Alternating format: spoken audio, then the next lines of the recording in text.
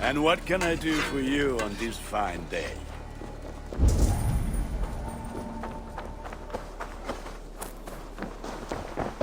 Eivor! I would like to see what you have in stock. Only a fool would pass this up.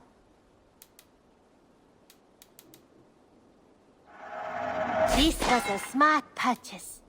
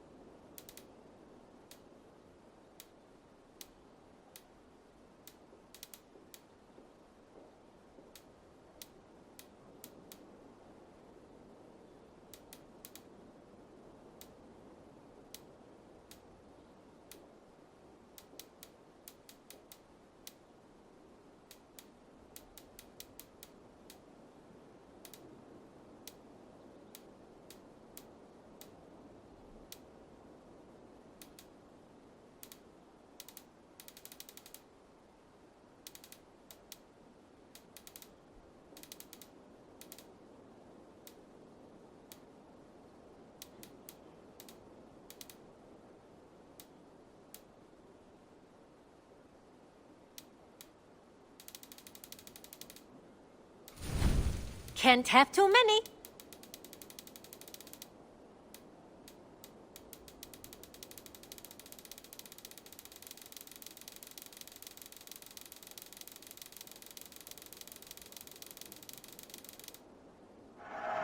There is always nothing else?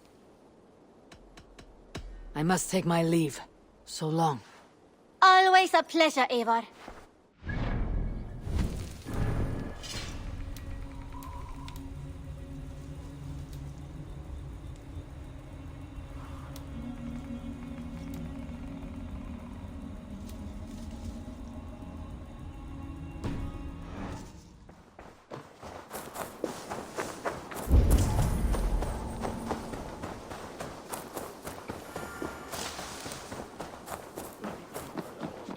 Make you eat that Go on, Holger. Why all this? Eivor, thank Tyr. I heard shouting. Is something wrong? Holger robbed me, and I demand he be punished. Robbed is a pointed word. Does the deer rub the stream when she takes a drink? Does a cow rub a field when he crops on sweet grass? Eivor, this matter requires sensitive judgment. Will you?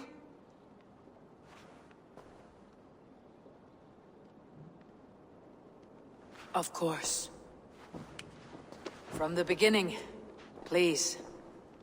Well now, there is no excuse too small, I see. Nothing to keep you from coveting that seat, is there? In Sigurd's absence, who has better claim to oversee these disputes? You might leave them to work it out for themselves, but that would mean letting go, would it not?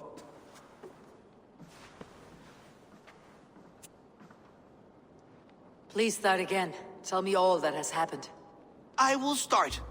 I have been falsely accused by this Saxon Philistine. A Philly what? Are you mocking me? Silence, please. I'll hear both of your complaints and render a decision, awarding compensation if needed. Understood?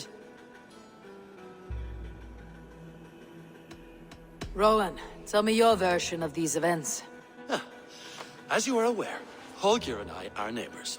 Near enough that I often catch him at my stables, stealing my tools. Borrowing. Holger, let him speak.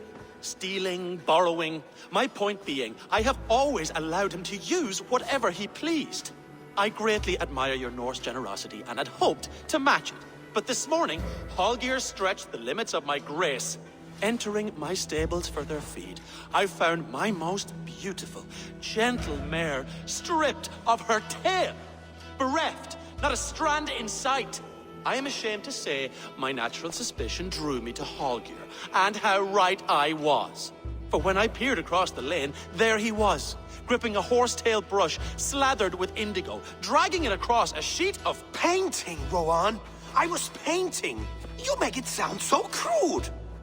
You see? Such willful arrogance. It will take ages for Ilgafur's tail to reach its former length. I demand compensation. I understand. Thank you, Rowan. Holger, let me hear your side. Eivor, you have known me as a skald for years. You have seen how my poems bring life and joy and wisdom to our people. And you know that my work requires a certain, let us say, freedom to make use of rare resources to compose my verses. Often when lacking the proper tools, I have made use of novel items. Alvis's walking stick, Tovi's inks, all were given gladly. You cut off my horse's tail to make a brush, you bleeding... Rowan? As I was saying, this morning in the throes of poetic reverie, I realized that my latest piece required delicate brushwork. I could have used a frayed stick, some cloth, my hands, but no. I needed something gentler, softer. To make a perfect brush, I needed the fine hairs of a well-raised horse. And so I availed myself of a local resource. You clipped Alfgafur's tail to the rump, without asking. It was early. I did not wish to wake you. Thank you, Holger. I believe I understand your position. I believe I have heard enough. If you'll... My horse looks like a fool, Eivor. No handsomer than a donkey now. You must do something.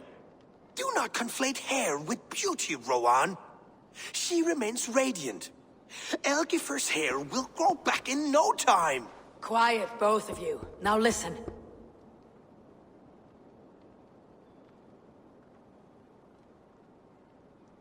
Holger, Rowan is clearly in the right. You sheared the tail from his horse without gaining permission. I borrowed the tail. Borrowed! Does the reality of regrowth not make this a victimless crime? It is a two-victim crime, Holger. Though they are unharmed, you took without asking, and that will not do. As the horse's value has diminished significantly, you will pay Rowan its market price. But the horse was not for sale. Rowan, admit it. My decision is final, Holger. Pay what you owe and meet tomorrow as friends. And if I do, may I keep the horse? Pay the man and be done with it. Rowan, does this satisfy you? It does. Thank you, Eivor. Good. Then by Tyr's blessing, let this matter rest. We are done here. Return to your homes in peace. Would you allow me to pay you with a vibrant painting? After all, in some ways you helped in its creation. Absolutely not. Silver is the only color I wish to see from you. Oh, hello, Eivor. Good day. That Holger, he is quite the character. I almost envy him. To see the world through such a muddy glass and live with such petty concerns. He hasn't a care in the world. Let's not walk too far with that idea. I need you right where you are. Randvi, our work is done in Oxenefordscire, but the cost has been high. I feared as much when this letter arrived, from one called Fulke, addressed to you. From Fulke? Gods, that witch. It is there on the table.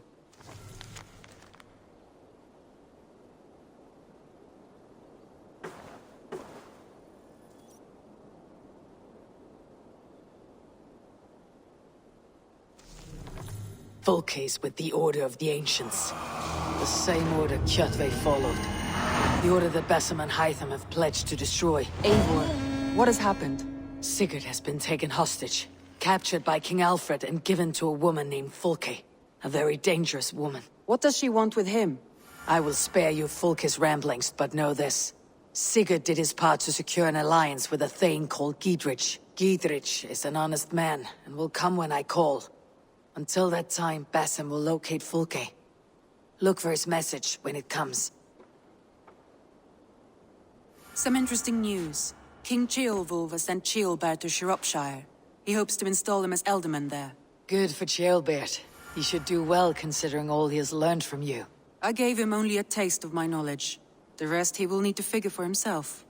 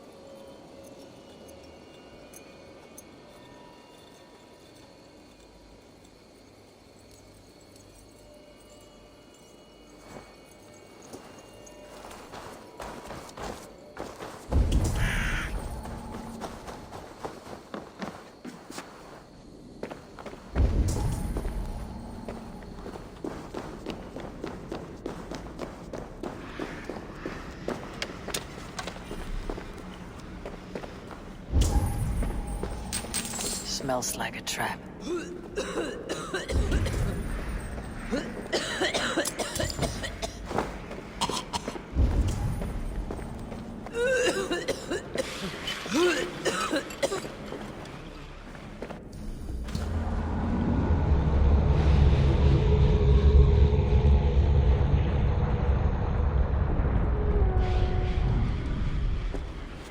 Need to be careful here.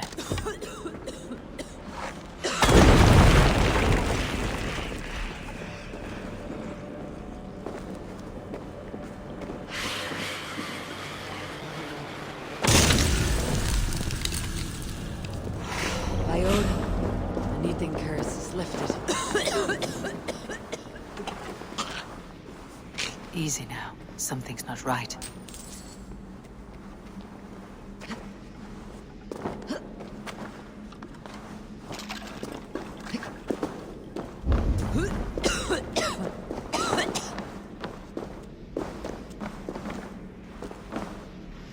Smells like a trap.